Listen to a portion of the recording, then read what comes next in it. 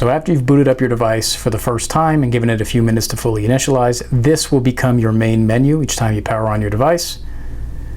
So a few things that I wanted to go over with you. First of all, this is not a touchscreen device. We will navigate using this directional pad and the actual keys themselves. So let's go over just the basic layout of what we're looking at here on the screen. Now, in the top left corner, you'll notice a name and a number. That's important to note because that's your unique radio identifier or your call sign that you've been assigned. It's also on the back of the device there, along with the phone number. Going along the top would be your basic information here, model number.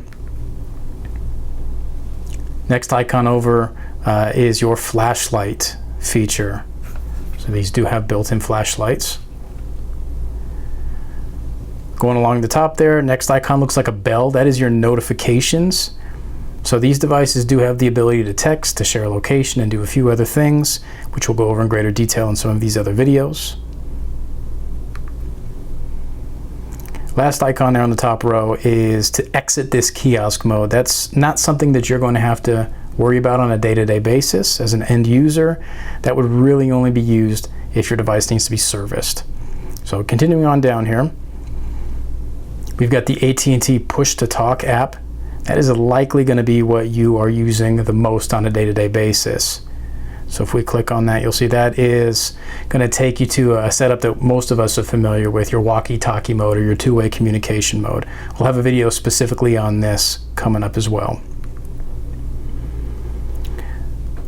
Continuing on, these devices do have a built-in camera, so we can take still photos and video with these devices and share them with other devices in our network. You have a built-in calculator, calendar, clock with alarm features, gallery to view your still photos and videos, a note-taking section, settings, and the last app here on the bottom row is the Sonim Scout app, and that would be an app that would be used for servicing your device. So probably not something you would need to worry about using on a day-to-day basis.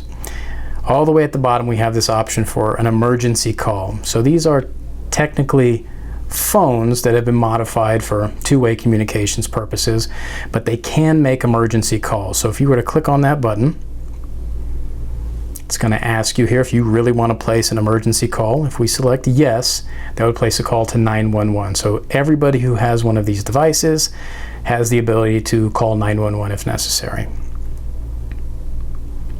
And so that is the basic overview and basic features of this device.